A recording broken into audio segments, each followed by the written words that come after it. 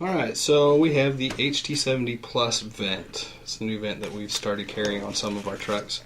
Now we're going to have a quick overview real quick. In the case, it's set up 2 pockets on each side, just like the others. One side you're going to have a couple of masks, as well as your oxygen mixer. It'll do anywhere from room air up to 100%. It's just a simple turn dial. Hooks into our oxygen tanks the same way the other vents do. You've got 2 tubes. One stays attached, the other one is separate. Hooks into the wall, just like the other vents. I want to make sure both of those are there when you're checking it out. The other pocket, normal stuff, the vent circuit, as well as a filter, end tidal, and possibly another mask if it doesn't fit in the other side. So there'll be 3 masks total. There'll be a small, a medium, and a large. On the back side of the vent, you have your power switch and your cord. The cord is a squeeze to put in and pull out. It will only go in one way, and it won't go in or out unless you squeeze the tab. Power switch is just right opposite of it, over on the side underneath. Just push that to turn it on. Once it turns on, you can either unzip to get to the screen, or take the front all the way open. Hello, the HT70 is now starting up. It goes through its own self-checks, so it's a good idea when you turn it on to put your circuit set together. While it's going through that, we'll do a quick circuit setup. Circuits we have are these blue colored ones right now. Come in a plastic wrap. Pull it out and get all the pieces out.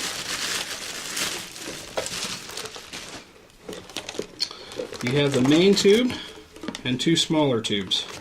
The longer of the 2 is the exhale valve. Hooks into the exhale valve. Plugs right on.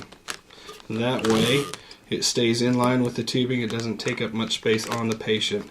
The other one has a blue cap on it. That one will go on the top to the patient. Hook that on. And then these have 2 different fittings on it, and they will only fit in one place. The one with the elbow goes on the side. The other one, which you may have to pull up a little bit, goes on the top of the valve. Make sure that those settings are all tight. Then you also take your large filter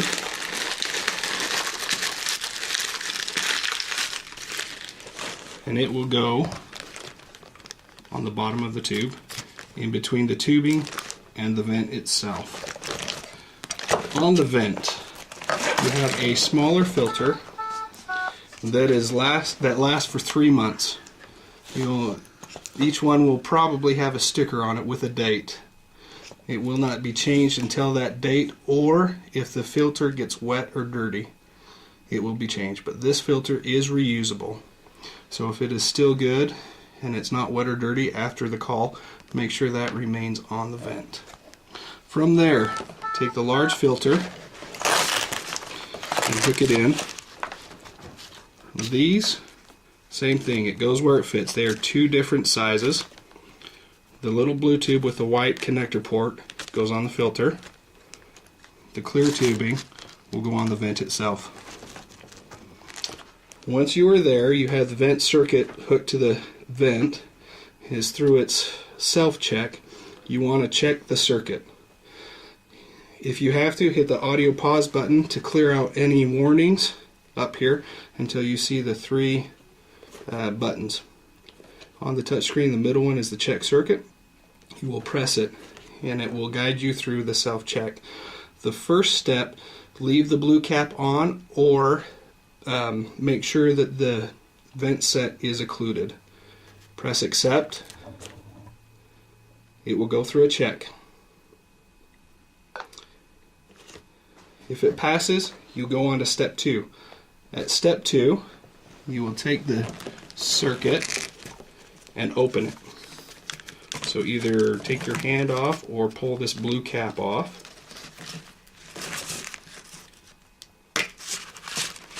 Then hit accept. And you will hear the vent cycle through the test. If for some reason the circuit set fails, check all of your connections, here, here, here, here, and as well as the vent.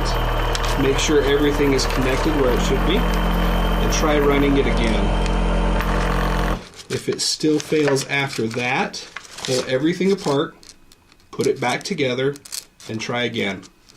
If it fails after that, there's something wrong with the circuit, replace the circuit. Once it passed, hit accept, and you'll be ready to set up your vent. These vents have several different modes. Along the side here you have the alarms, main, more, and then you have the modes. Touch screen, just push the mode to switch through the modes. After any change, press accept, or it will switch back to the settings it was previously in. The ventilation modes, you have assist control, you have SIMV, and you have spontaneous. In the assist control and the SIMV, you also have volume control, or you have pressure control. Pressure control will typically be used with pediatrics, although you can see it in adult patients.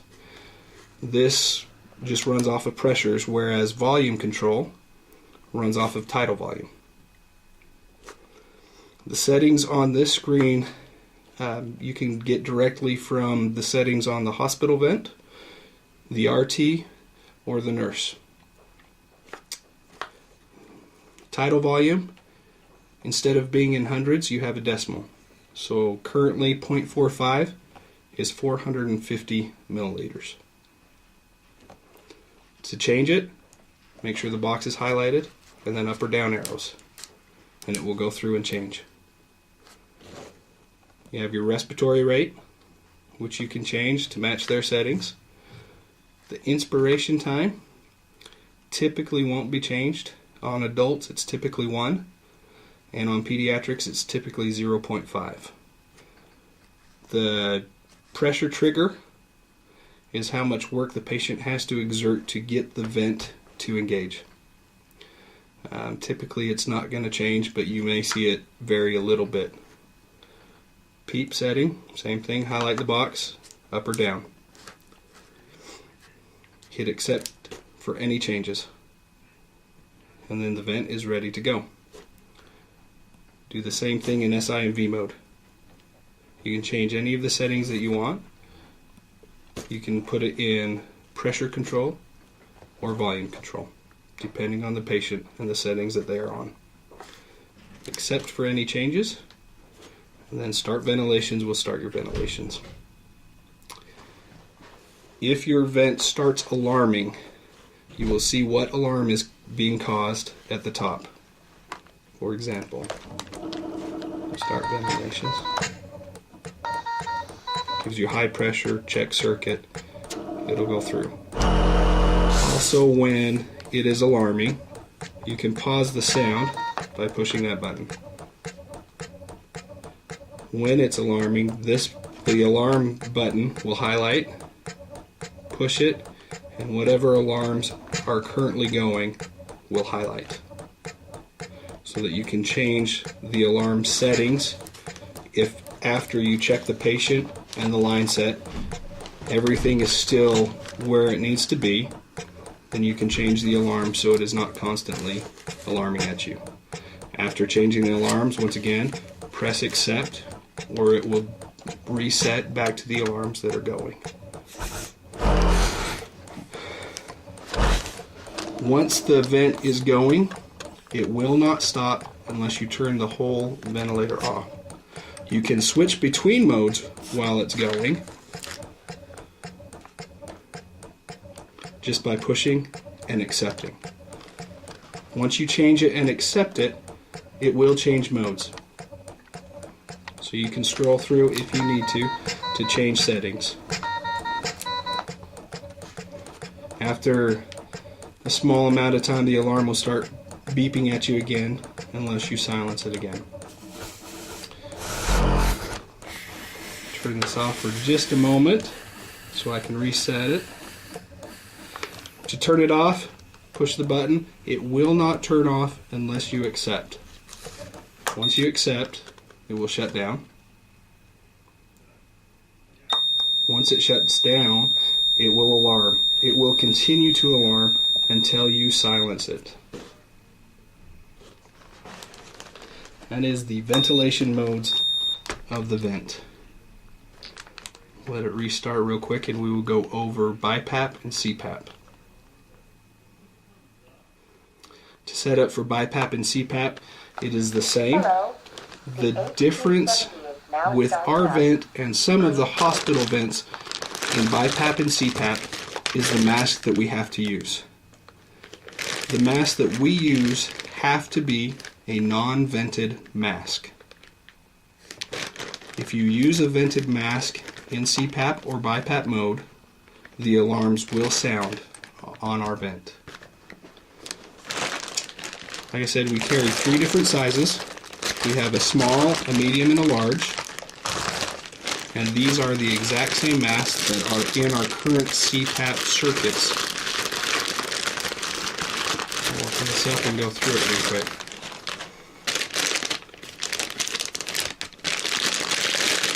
They're simple to use.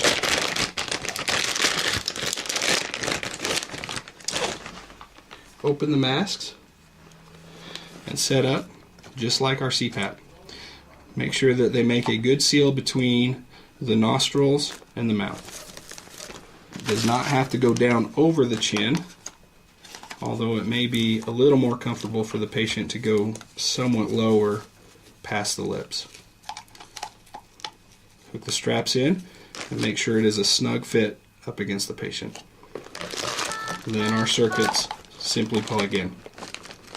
You can use the end title in between, just like you can on the other ones.